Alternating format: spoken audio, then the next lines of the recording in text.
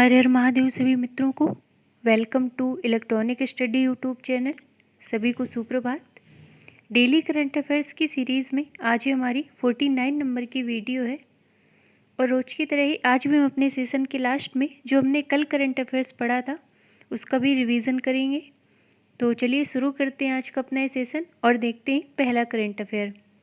हाल ही में भारत देश के द्वारा बांग्लादेश को उपहार में 30 एम्बुलेंस दी गई हैं। इन एम्बुलेंस को देने का उद्देश्य क्या है? तो कोविड महामारी की रोकथाम व स्वास्थ्य सुविधाओं को बढ़ाने हेतु अपने भारत देश के द्वारा बांग्लादेश को उपहार में एम्बुलेंस दी गई हैं। तो ध्यान रखिएगा इनकी संख्या और किसको दी गई हैं, किसके द्वारा दी गई हैं। अब यहाँ पर बांग्लादेश की बात हुई है तो कुछ दिन पहले ही मैंने आपको बताया था कि the Indian council for culture relation के द्वारा दिल्ली विश्वविद्यालय में बंगबंधु चेयर पीठ स्थापित करने की घोषणा की गई थी और ये चेयर जो बांग्लादेश के संस्थापक थे शेख मुजीबुर रहमान और बांग्लादेश के गठन के 50वीं वर्षगांठ को समर्पित करने के लिए की गई थी। जैसा कि शेख मुजीबुर रहमान के बारे में मैंने आपको बताया था, इन्हें बंगबंधु के नाम से जाना जाता था जिसका अर्थ होता है बंगाल का मित्र। और इनके विषय में एक बात ध्यान रखिएगा, इन्हें 2020 के लिए गांधी शांति पुरस्कार से भी सम्मानित किया गया था।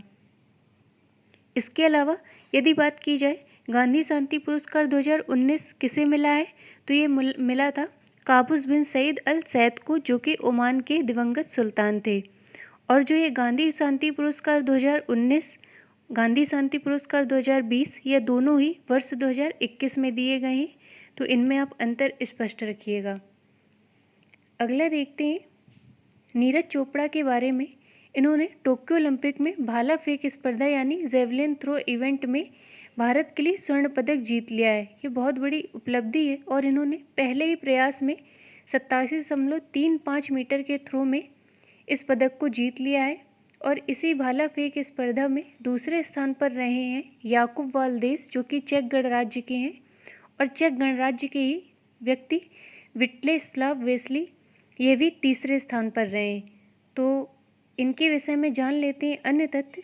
नीरज भारत की तरफ से व्यक्तिगत स्वर्ण जीतने वाले दूसरे भारतीय खिलाड़ी बन गए हैं, यानी कि इसके पहले जिन्होंने ओलंपिक में स्वर्ण पदक जीता था वो थे अभिनव बिंद्रा, जिन्होंने बीजिंग ओलंपिक जो कि वर्ष 2008 में हुए थे इसमें स्वर्ण पदक जीता था। और अब नीरज चोपड़ा दूसरे व्यक्ति बन गए हैं जिन्होंने ओलंपिक में स्वर्ण पदक जीता है। अब बात कर लेते हैं बजरंग पूनिया की, जो कि एक भारतीय पहलवान है। इन्होंने पुरुषों की फ्री स्टाइल में 65 किलोग्राम वर्ग में कांस्य पदक जीत लिया है। तो इनका नाम भी आप ध्यान रखिएगा। अगला देखते हैं। अच्छा, यहाँ पर एक बात और ध्यान रखिएगा, यदि आपसे पूछा जाए कि टोक्यो ओलंपिक में पहला स्वर्ण पदक किसने जीता था तो वो जीता था चीन की यांग कियान ने, जो कि महिलाओं की 10 मीटर एयर राइफल में उन्हें मिला था। तो ये महत्वपूर्ण प्रश्न हो जाता है। अगला देखते हैं। हाल ही में यूनाइटेड न्यूज़ ऑफ इंडिया के पूर्व संपादक नीरज वाजपेयी का निधन हो गया है। अब यहाँ पर निधन की बात हुई है तो अन्य चीज़ों में मैंने आपको बताया था कि जो फ़कीर आलमगीर थे इनका भी कोविड-19 के चलते निधन हो गया था, जो कि बांग्लादेश से संबंध रखते हैं। इसके अलावा मैंने आपको नंदू नाटेकर के बारे में बताया था, जो कि बैडमिंटन खिलाड़ी थे, इनका भी निधन हो गया है। और भगीरथी अम्मा, जो कि केरल से संबंध रखती हैं, ये केरल की सबसे उम्र दराज स्टूडेंट थी और इनका 107 वर्ष की उम्र में निधन हो गया था। इसके अलावा मैंने आपको नेल्लियोट नंबूदरी के बारे में बताया था, जो कि एक कथाकली कलाकार थी, इनका भी निधन हो गया है। और जो पद्मा सचदेव थी, ये हिंदी और डोंगरी भाषा की प्रसिद्ध लेखिका और कवयित्री थी, इनका भी अभी हाल ही में निधन हो गया था। तो ये कुछ महत्वपूर्ण नाम है, इन्हें आप ध्यान रखिएगा। अगला देखते हैं। तमिलनाडु में आयोजित भारत केसरी कुश्ती दंगल 2021 को उत्तराखंड के लाभांशु शर्मा ने जीत लिया है। भारत केसरी कुश्ती दंगल जो कि तमिलनाडु में आयोजित हुआ था, इसे जीता है उत्तराखंड के लाभांशु शर्मा ने। अब यदि करंट से रिलेट किया जाए तो मैंने आपको बताया था कि उत्तराखंड के मुख्यमंत्री पुष्कर सिंह धामी के द्वारा भारत के पहले भूकंप अलर्ट मोबाइल एप्लीकेशन को अभी कुछ दिन पहले ही लॉन्च किया गया था। और यदि आपसे पूछा जाए इस भूकंप अलर्ट मोबाइल एप्लीकेशन को विकसित किसके द्वारा किया गया है? तो इसका विकास किया गया था IIT रुड़की के द्वारा, जिसे अभी कुछ दिन पहले ही लॉन्च किया गया है। और जो भारत का पहला पॉलिनेटर पार्क है, यह भी उत्तराखंड में ही खुलने जा रहा है। वर्तमान में उत्तराखंड के मुख्यमंत्री हैं पुष्कर सिंह धामी, जो अभी कुछ दिन पहले ही नियुक्त हुए हैं, और राज्यपाल हैं बेबी रानी मौर्य। अगला देखते हैं, हाल ही में भारत बिल पे के नए CEO के तौर पर नियुक्त हुए नुपुर चतुर्वेदी। अब यहाँ पर CEO की बात हुई है, तो मैंने आपको बताया था कि बेड बैंक के पहले CEO के तौर पर नियुक्त हुए थे पद्म कुमार मंगलम नायर। इसके अलावा फेडरल बैंक के नए MD और CEO के तौर पर नियुक्त हुए थे श्याम श्री निवासन, तो इनका नाम भी आप ध्यान रखिएगा। अगला देखते हैं, हाल ही में लद्दाख के द्वारा लॉन्च किया गया है पानी माह अभियान। यह है क्या और इसका उद्देश्य क्या है? तो लोगों को स्वच्छ जल के बारे में लोगों को स्वच्छ जल के बारे में जानकारी देना, उसके महत्व को समझाना, पानी की गुणवत्ता में सुधार करना इस पानी माह अभियान का उद्देश्य होगा। और यदि वर्तमान की बात की जाए तो वर्तमान में लद्दाख एक केंद्र शासित प्रदेश है, और यहाँ पर जो राज्यपाल हैं, उपराज्यपाल हैं जो यहाँ पर वर्तमान में, वो हैं राधा कृष्ण माथुर। और एक चीज़ ध्यान रखिएगा, जो सिंधु केंद्रीय विश्वविद्यालय है, यह भी लद्दाख में ही बनने जा रहा है। लद्दाख के 2 साल पूरे हो गए केंद्र शासित प्रदेश बने हुए, इसी के उपलक्ष्य में यहाँ पर सिंधु केंद्रीय विश्वविद्यालय का निर्माण किया जा रहा है। यदि करंट से रिलेट किया जाए तो अभी कुछ दिन पहले ही मैंने आपको बताया था कि सड़क सीमा सुरक्षा संगठन यानी BRO ने लद्दाख में मोटर वाहन चलने लायक दुनिया की सबसे ऊंची सड़क बनाई है, और ये जो सड़क है ये उगलिंगला टॉप से होकर गुजरती है। और अभी कुछ दिन पहले ही लद्दाख में ही NTPC के द्वारा ग्रीन हाइड्रोजन मोबिलिटी प्रोजेक्ट भी स्थापित किया गया है, और लद्दाख ही हमारा पहला केंद्र शासित प्रदेश बन गया है जिसने अपने 100% टीकाकरण के लक्ष्य को प्राप्त कर लिया है। अगला देखते हैं, हाल ही में इसरो के द्वारा घोषणा की गई है कि वह एक उपग्रह लॉन्च करेगा, और इस उपग्रह का नाम क्या होगा? तो पृथ्वी अवलोकन इसका नाम होगा। अगला देखते हैं, 6 अगस्त 2021 को भारतीय जनजातीय सहकारी विपणन विकास परिसंघ यानी ट्राइफेड ने अपना 34वां स्थापना दिवस मनाया है।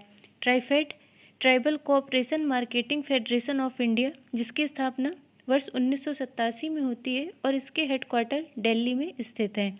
तो ध्यान रखिएगा, इसने अपना अभी 6 अगस्त को 34वां स्थापना दिवस मनाया है। इसके अलावा अभी कुछ दिन पहले ही CRPF के द्वारा अपना 83वां स्थापना दिवस बनाया था, उसे भी आप ध्यान रखिएगा।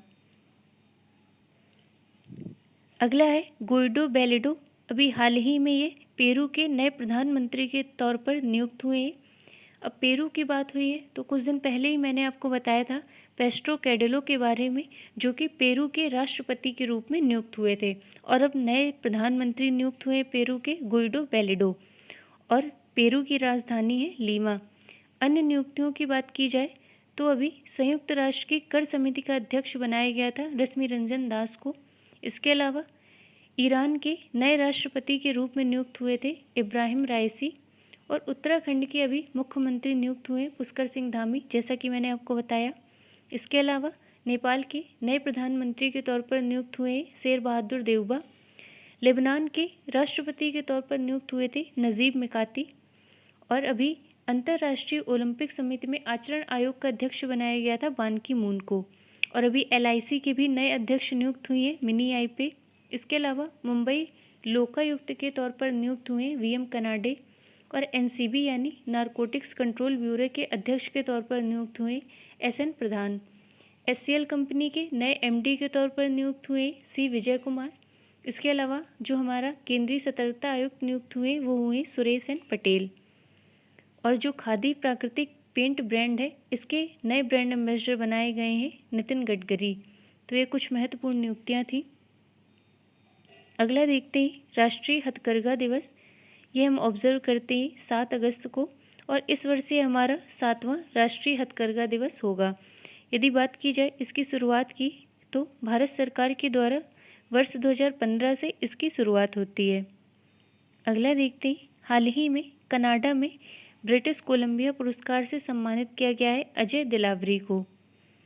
तो आज की इस करंट अफेयर्स की श्रृंखला में इतना ही। अब जो हमने कल करंट अफेयर पढ़ा था उसका भी एक बार रिवीजन कर लेते हैं।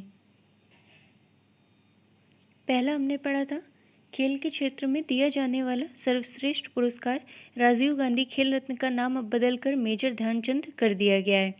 जैसा कि आप सभी को ज्ञात होगा, मेजर ध्यानचंद ये हॉकी के जादूगर इनको बोला जाता था और इनके जन्म दिवस के दिन यानी 29 अगस्त को ही हम राष्ट्रीय खेल दिवस के रूप में ऑब्जर्व करते हैं।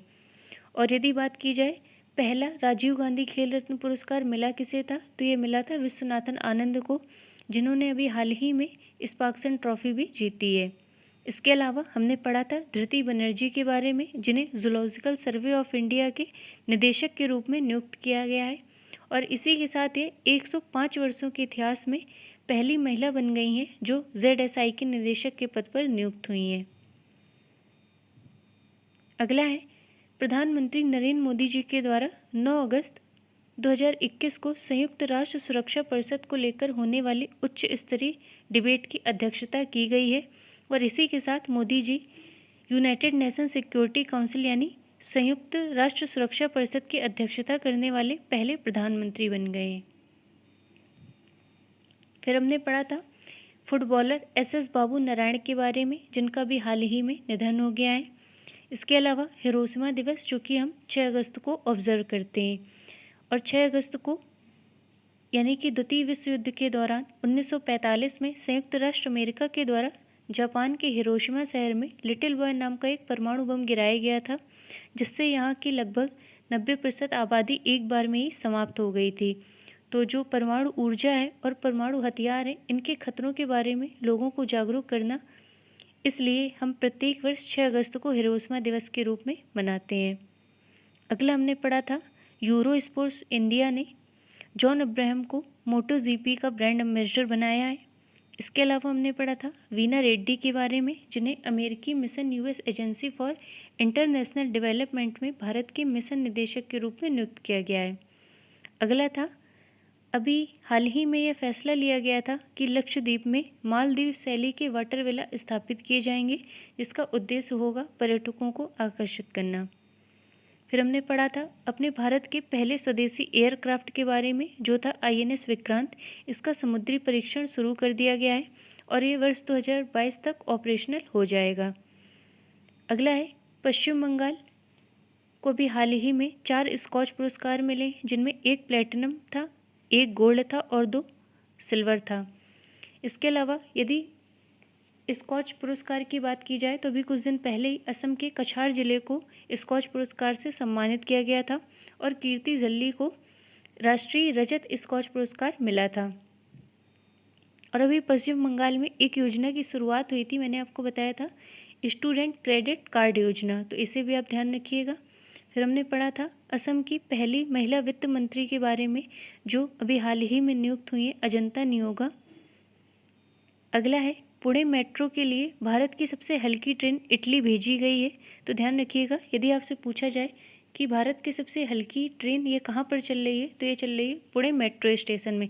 इसके अलावा मैंने आपको मैग्लेव ट्रेन के बारे में बताया था, जिसका अनावरण चीन के द्वारा किया गया था और ऐसा कहा जा रहा है कि ये पूरे विश्व में ज़मीनी स्तर पर चलने वाला सबसे तेज़ वाहन होगा। अगला हमने पढ़ा था कि हाल ही में भारत सरकार द्वारा फैसला लिया गया है कि ट्रांसजेंडरों के लिए एक गरिमा गृह बनाया जाएगा। तो ध्यान रखिएगा कि आपसे पूछा जाएगा कि गरिमा गृह का संबंध किससे है, तो ये ट्रांसजेंडरों के लिए है, जो कि भारत सरकार के द्वारा बनाया जाएगा। और आज आपके लिए क्वेश्चन है कि अभी हाल ही में एक देश के द्वारा सनस्क्रीन पर बैन लगा दिया गया है। आपको कमेंट बॉक्स में बताना है कि यह कौन सा देश है जिसके द्वारा सनस्क्रीन पर बैन लगाया गया है। तो आज के सेशन में इतना ही, मिलते हैं अपने नेक्स्ट वीडियो में, तब तक के लिए धन्यवाद सभी को।